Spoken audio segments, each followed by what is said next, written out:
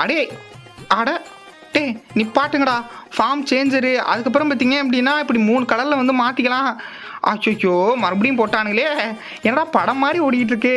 கொஞ்சம் நிறுத்துங்கடா. இல்லை MP40 எடுக்கணும்டா. ரைட்டுப்பா.